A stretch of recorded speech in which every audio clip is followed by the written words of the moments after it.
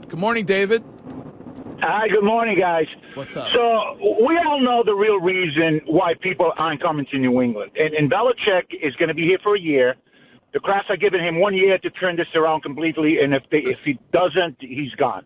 And the reason is, why do players want to come here? Every time Belichick pulls a stunt of, trying to prove a point, how he's going to treat people, the way he's going to reprimand them if they don't do this, do that. People will be like, they're grown men. Even though they're young men, they are grown men. They don't want to come to New England that's old school. Belichick needs to learn, this ain't the 80s, this ain't the 70s, this is 2023. You have to treat men very differently from what you did before. And the problem is that people don't want to come here. We don't have a quarterback. We're not a top 5 team anymore like we used to be. So what's in it for you to come to New England? What, to get abused by Belichick and to be made a fool out of it because maybe you stepped out of line. You did a little something out of line. No, it's not. First of all, it's not a little something. I mean, you're a rookie, and you're being paid, and you're supposed to show up and get your rehab. So, but it's not. Grievance. No, listen.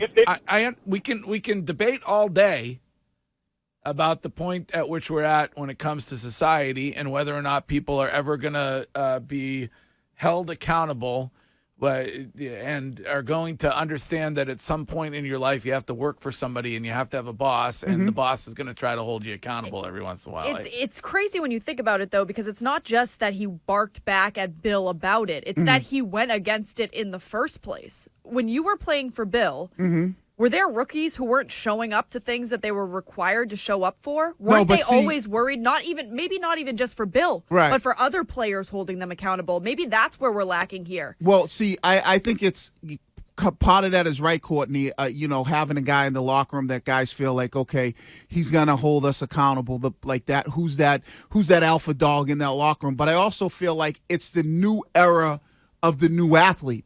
Part of it is the whole, showing up to work thing, but I think it even goes a step further. The new era for the new athlete is, wait a second, you can't yell at me. Right. What about my feelings? How are you a coach yelling at me? What about my feelings? You know what I'm going through? And so that now. And I think that happened way more. I'm guessing that it happened way more than we know about this season on that football team. Of course. And so, Mac, I guess a part of it. Certainly I think you can guess that Kendrick Bourne had his issue with Matt Patricia early on in this season when he was late for something. And so, I don't know, this is the argument that Bill, the game has passed Bill by when it comes to today's players. And that you can't discipline anybody, you can't hold anybody accountable. You're creating anxiety. You're asking. You got to be these new coaches who are like buddy with these guys. Yeah, but I also think it's so essential, and you're both sort of talking around it and right in different ways. You need your best player at the most important position to be first in line, buying into whatever the coach is saying. If the second that is not the case, you will fail. Yep. It's a ripple effect, and that's what's happening. It happened in 2019. When the quarterback no longer bought in, and it's happening now with Mac Jones. The reason this team had unparalleled success outside of having the best duo of all time was that you could stand in front of the team and say, what throw was that, Brady? The quarterback at Foxborough High doesn't make that pass. And he'd show up, and they'd know, wow, if he's saying this to him, I better not be late to my rehab today because I'm going to get cut. So that whole atmosphere has fallen like a house of cards because of the issue. But also, it's not only Bill. Like, Wiggy talks all the time about guys on that team. And Ty will talk about it at 8:20. Guys on that team, like you always bring up Willie Mack. Willie. And we saw over break why you definitely want to be afraid of Willie McGinnis. Innocent until proven guilty. But you had guys on the team who were doing it themselves. Right. And forget about when it came to somebody like Jones, they would have been like, "Dude, shut up and sit down, boy. Right. Get your ass to meetings on time." Right. Like, that's what would have happened if Bill would have said, "Hey, Jack, you're suspended. Why is he suspended? Because he didn't show up to his treatment.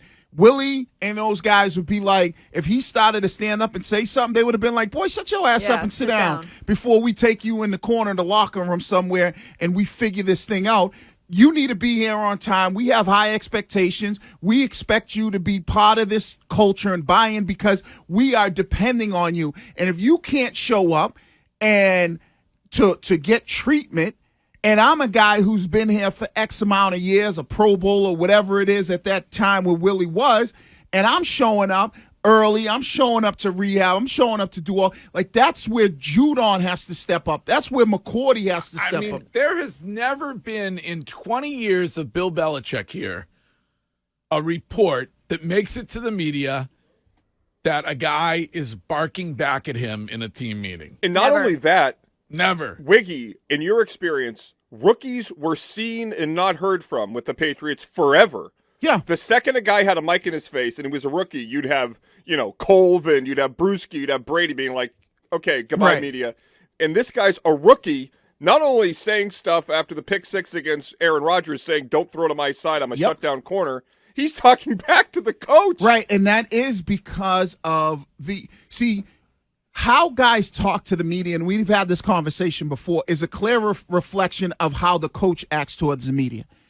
But then how players act towards the coach is a clear reflection of what that inner circle in that locker rooms are like.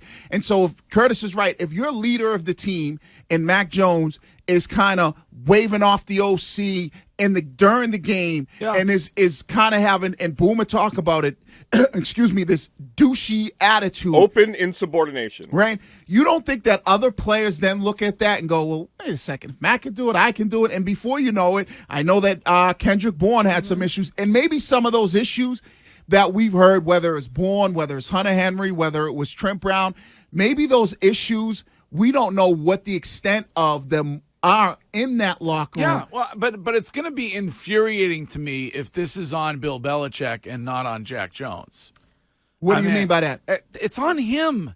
It's the player. Like you're paid well. You have an opportunity to play in the NFL.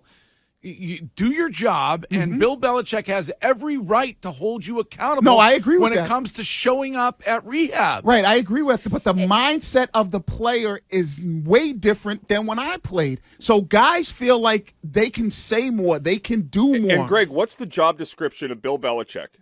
Isn't it to maximize the talent of the players on the roster? Yes. So you have to assimilate and accommodate the best you can to maximize their potential. So you think Bill is unable to do that now with this? It's an interesting discussion. He's unable to relate to the player now, generation wise. I believe that it's hard for essentially him. Coddle them. Right. I believe me. Things are hard for me. I'm not good at changing it, all that. I'm not saying that's. Are you talking about Shime? He's right there. No, I'm talking about us holding Jackson accountable. Hello.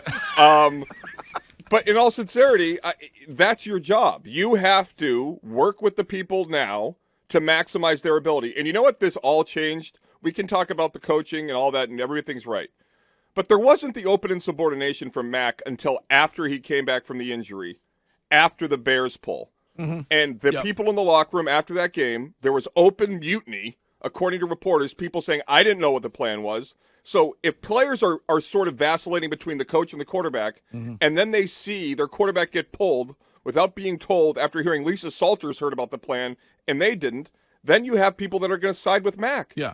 And because they felt as players that he was done dirty. Yeah. Correct. That way. Right, but we all felt like Drew Bledsoe was done dirty. That's why Kendrick Bourne wore the Bledsoe jersey going into the locker room. I was on this from the top, and everybody thought he was just wearing the jersey. It is history repeating itself. Yeah, but there's no way Kendrick Bourne knew about like that kind of stuff. I mean, these guys don't even know who, if you say who the hell is the greatest quarterback of all time, some of these guys are like, who the hell is that? They don't know. Yeah. The other issue is, real quick, is that I do blame a little bit on Bill, because the reason why you're coddling these guys is because you built a team that doesn't have that depth and that ability. Because if this was back in the day, Bill would have cut his ass. Yeah, right.